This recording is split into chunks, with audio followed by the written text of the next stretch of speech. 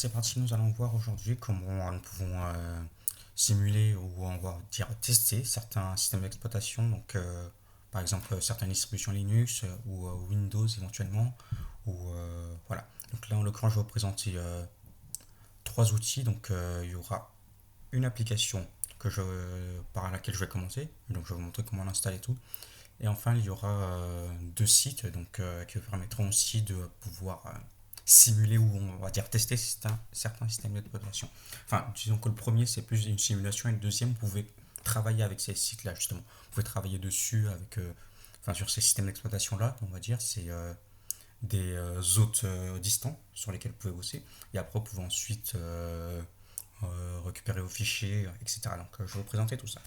Donc, dans un premier temps, donc, nous allons installer un, on va dire, un programme qui s'appelle Windows 95 et donc c'est un programme qui va booter sur votre système. Voilà.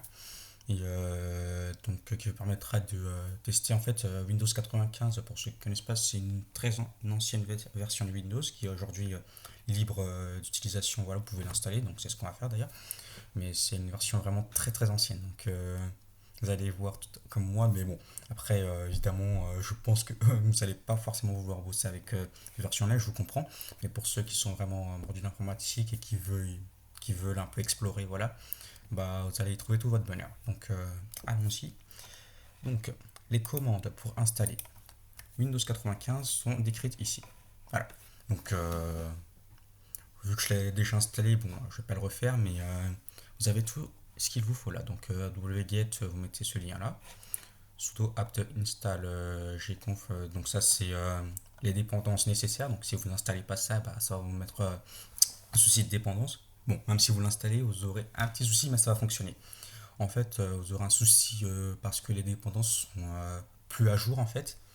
Et donc, je sais pas si c'était mis à jour ou pas, mais en tout cas, ça n'a pas l'air de l'avoir été parce que enfin, vous aurez ce souci-là qui va apparaître. Mais ça n'empêchera pas votre programme de fonctionner. Alors, du coup, si vous recopiez ces quatre lignes-là, dont, et la dernière évidemment, c'est relancer le programme, bah, ça devrait fonctionner sans trop de soucis. Voilà. Donc, évidemment, vous positionnez dans un dossier. Donc, enfin, vous pouvez rester dans votre répertoire courant ou aller dans un autre dossier avec les commandes, donc CD, nom du dossier, etc. Enfin, vous savez. Normalement, si vous ne savez pas, allez voir la vidéo sur les commandes de base que j'ai faite il y a pas mal de temps. Voilà, donc sinon vous pouvez ne rien faire et copier juste ces quatre commandes-là, ça vous l'installera dans votre répertoire utilisateur. Voilà. Voilà, voilà. Donc une fois que c'est fait, donc la dernière commande, comme je vous ai dit, sert à lancer notre machine virtuelle, parce que oui, c'est une machine virtuelle, un petit peu. Ou du moins c'est un fonctionnement similaire à une machine virtuelle, donc voilà. Donc la commande pour lancer, c'est Windows 95. Alors, ça ne fonctionne pas. Pourquoi ça ne fonctionne pas? Euh, Est-ce que je l'ai installé? Je vais peut-être voir si je l'ai installé ou pas.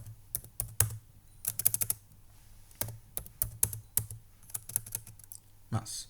Je vais peut-être repasser en français quand, au niveau du clavier. Ça peut être cool.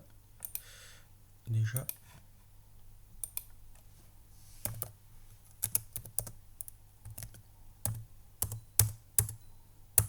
Bon, j'ai pas l'air. Je l'ai peut-être pas installé. Bon, du coup, ça va me permettre de vous montrer un petit peu. Donc, je suppose que c'est ça qu'il faut que je fasse. Voilà. Bon, parce que les deux premières étapes sont déjà faites, j'ai déjà le paquet d'installer. Donc là, je vais juste l'installer avec des PKG.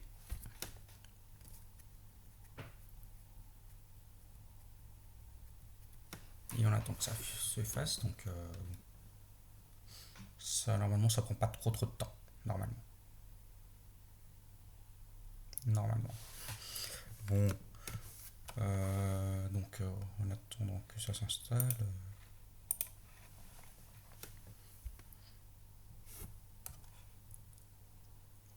Ok, donc c'est bien ce que je vous disais.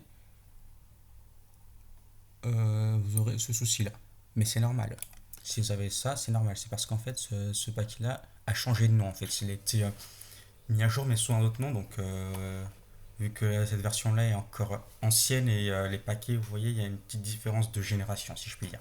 Donc, forcément, ça crée ce genre de soucis-là. Voilà, donc là, c'est bon. La commande est installée et ça devrait fonctionner. Voilà, donc, nous allons pouvoir voir ça tout de suite. Voilà, donc dans le premier temps, ça se présente comme ça. Bon. Là, vous pouvez mettre en plein écran ou non. Enfin voilà, c'est vous qui choisissez.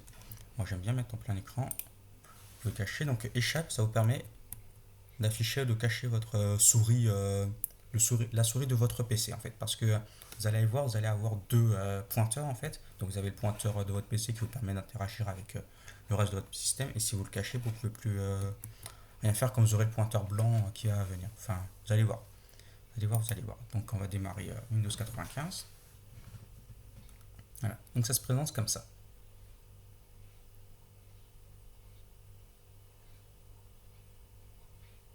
Voilà. Ouais, non mais voilà, c'est pas, fallait pas s'attendre à un truc exceptionnel non plus. Voilà, c'est vraiment une ancienne version. Donc là, comme je vous l'ai dit, vous avez votre pointeur blanc. Voilà, là vous pouvez plus interagir avec le reste de votre système. Et si vous voulez faire apparaître votre pointeur système et tout, vous appuyez sur échappe. Et donc là, vous pouvez ensuite réinteragir et vous appuyez encore sur échappe pour l'enlever et pour retrouver le pointeur blanc. Donc là, en l'occurrence, il a un petit peu de mal, hein, voilà, il a un petit peu de mal. Ça, c'est normal parce que bon, ma RAM est un petit peu sollicitée. Voilà, donc mais normalement, ça fait ça. Donc vous avez votre disque C, vous pouvez ouvrir des trucs, etc., etc.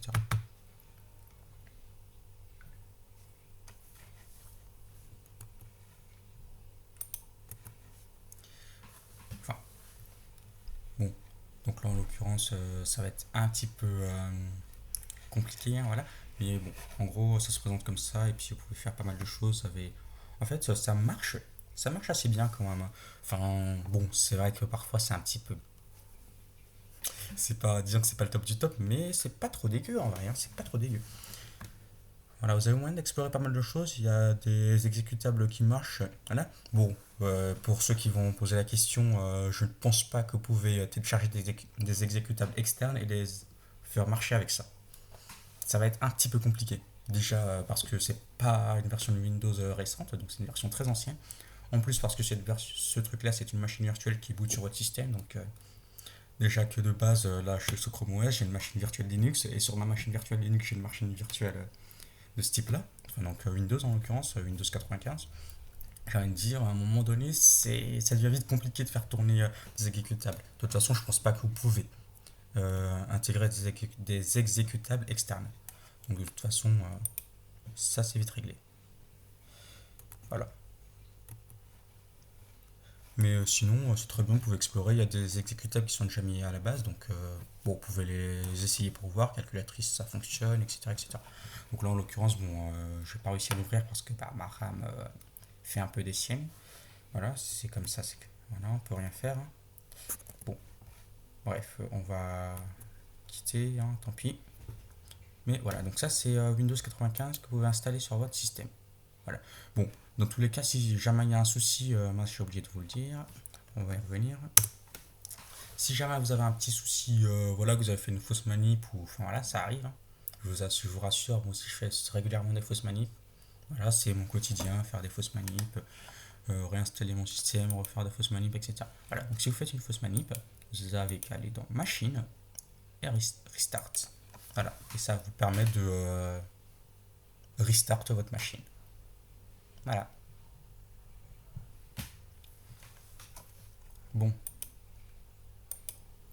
Oh, c'est qu'il commence à... Ah non, mais ça, c'était pas prévu. Bon. Alors, il a certainement un petit temps de latence. Ah non. Non, autant pour moi. Non.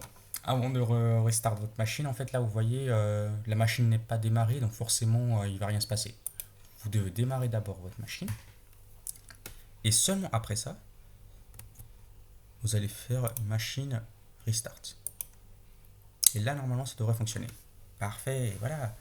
Donc là, voilà, vous voyez, donc tout s'installe, ça boot sur votre disque dur et ça redémarre Windows 95. Voilà. Donc si vous avez fait une fausse manip, normalement ça résout à peu près le problème. On va dire que ça le résout à 70%. Voilà. Sinon, la plupart du temps, sinon vous désinstallez complètement la machine virtuelle. Donc vous faites un pour désinstaller. Ah, pour désinstaller, c'est la commande. Je l'avais.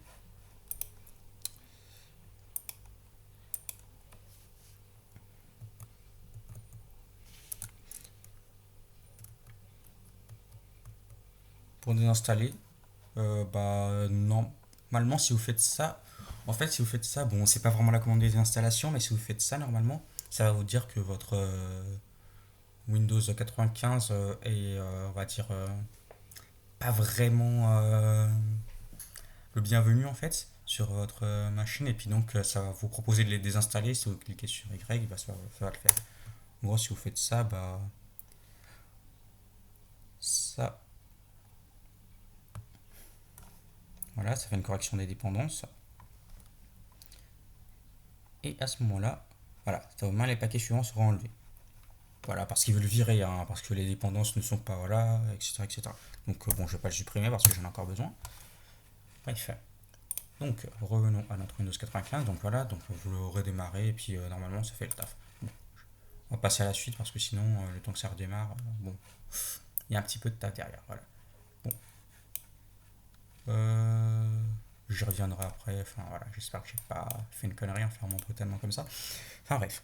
Donc ensuite, voilà le premier site pour maintenant tester pas mal de systèmes d'exploitation, enfin de distribution Linux en l'occurrence là. Donc le site c'est ceci. Bon, voilà. Donc c'est http copy.sh, etc. Donc bon, c'est ce site là.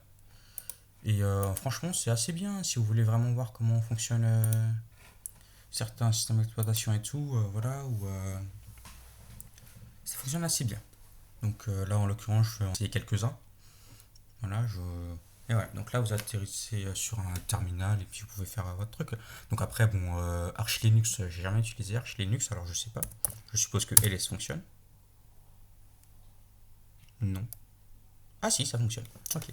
Le LS fonctionne. Bon, c'est quand même une commande de base, alors si ça fonctionne pas, ça devient un peu compliqué. Ok, ok. Donc ouais, vous avez... Voilà, donc là très clairement, si vous êtes vraiment qu'en terminal sous Arch Linux, hein, là ça devient chiant. Là vous n'avez pas d'interface graphique, c'est... Ouais, c'est qu'en terminal. Donc là, si vous connaissez pas les commandes de base, bah, je pense que c'est pas trop fait pour vous, on peut sortir. Voilà. Mais sinon après, enfin, si vous connaissez, vous pouvez explorer un peu tout. Voilà. Donc un CD, par exemple, je vais aller dans le dossier qui est en indique en bleu là.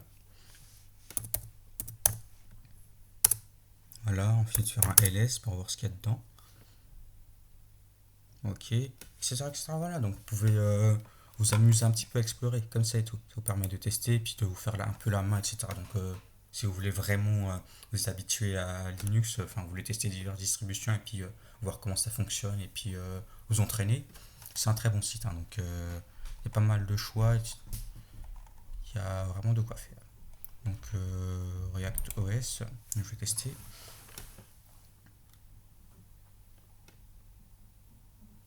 Voilà, donc ça, donc là en l'occurrence, ok. Ok, ok, donc vous cliquez d'abord pour faire disparaître votre curseur noir pour avoir ensuite accès à ce curseur là. Et ensuite, après, pour faire réapparaître votre curseur, comme vous l'avez vu, c'est échappe. Voilà. Et vous double-cliquez pour le faire disparaître à nouveau. Donc là, bah, on va aller un peu voir ce qu'il y a là-dedans, hein. Si ça veut bien fonctionner.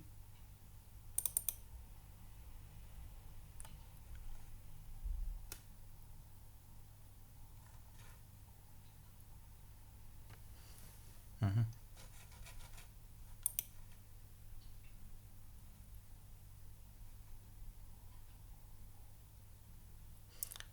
ce qui est chiant, c'est que malheureusement, ça prend pas mal de temps, hein. C'est fou. Ça fonctionne, mais ça prend du temps. Voilà, on n'a pas le temps, on n'a pas le temps. Sérieusement. Enfin bon. Donc, comme vous le voyez, ça fonctionne aussi. Vous pouvez explorer, etc., etc. Voilà. J'ai l'impression que c'est mon PC qui est pas assez puissant, hein. C'est fou ça. Parce que là, ça prend 10 ans, hein, le truc, hein. C'est impressionnant. Pour ouvrir une fenêtre document, ça prend autant de temps. Franchement, c'est incroyable. Enfin bon. Donc, enfin voilà, vous pouvez voir un petit peu. Donc là, en l'occurrence, il y a Windows, hein, si j'ai bien vu. Non, je sais plus si c'est Windows. Non, c'était React OS. Je ne sais pas ce que c'est, personnellement, mais ça a l'air intéressant. Voilà, donc vous pouvez explorer pas mal de choses. Voilà. Vous avez un choix assez large. Donc bon, je vous ai donné le site, je ne vais pas tous les explorer, je vous laisse aller voir vous-même. Voilà, si vous voulez explorer et puis vous entraîner, puis vérifier. Voilà, si vous voulez voir par vous-même comment ça marche, je vous laisse aller checker sur le site directement. Donc, petit rappel, c'est http copy.sh version enfin v86. Voilà, donc vous allez sur ce site-là, vous testez ce que vous voulez et puis vous vous amusez, voilà. Donc on va passer au site suivant cette fois-ci qui est lui un petit peu plus comment dire il est un petit peu plus cool en vrai celui-là j'ai l'impression. Donc enfin ça c'est mon avis mais vous allez voir par vous-même. Donc ça c'est en fait ça c'est donc Onworks. Donc le site c'est 3 HTTPS, donc celui-là c'est un site sécurisé. Bon, l'autre il est pas sécurisé, mais j'ai pas forcément eu de soucis avec. Donc bon, voilà. Mais donc celui-là c'est onworks.net.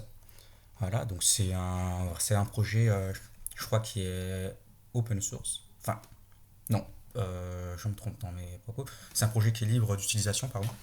Donc c'est pas payant, voilà, vous pouvez tester, vous connecter à une machine distante avec un système d'exploitation, enfin celui que vous voulez, puis ensuite travailler avec.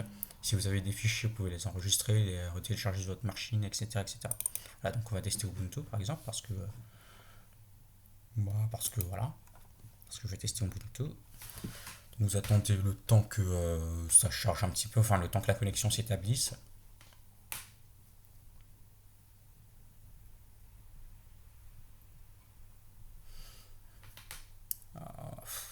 Vous allez me dire, on attend beaucoup dans ces vidéos. Oui, forcément. Mais là, il y a un moment donné, ça dépend plus de moi, ça dépend de la machine. Là.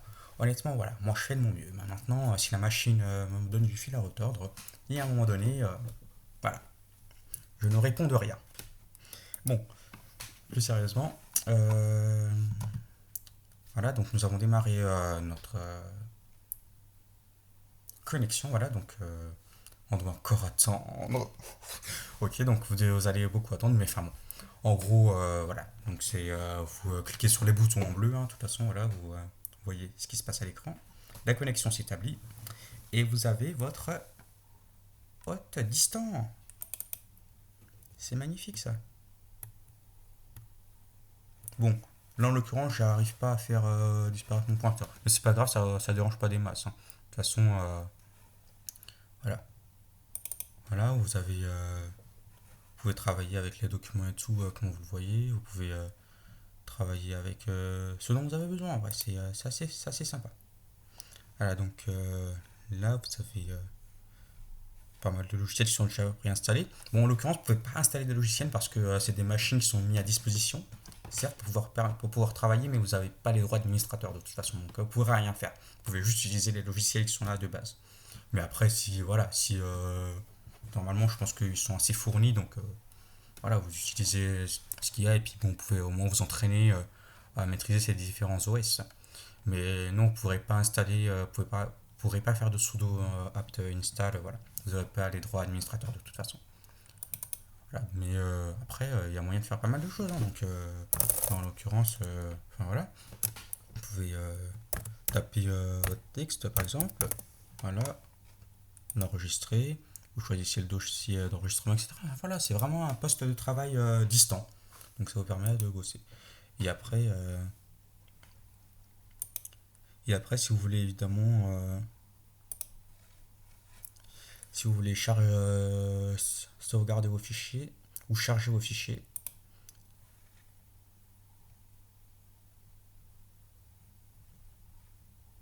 Voilà. Donc, bon, évidemment, si vous voulez charger vos fichiers, bon, alors vous connectez avec votre adresse mail, etc. Donc, bon, là, en l'occurrence, c'est ce qu'il me demande de faire. Alors, Open Session. Voilà, donc il vous demande de vous connecter, etc. Et puis vous pourrez charger vos fichiers. Mais, mis à part ça, sinon, si vous voulez pas de fichiers à charger, vous pouvez juste tester, explorer. Enfin, voilà. Voilà, c'est surtout cool pour explorer. Très honnêtement, c'est assez sympa pour explorer.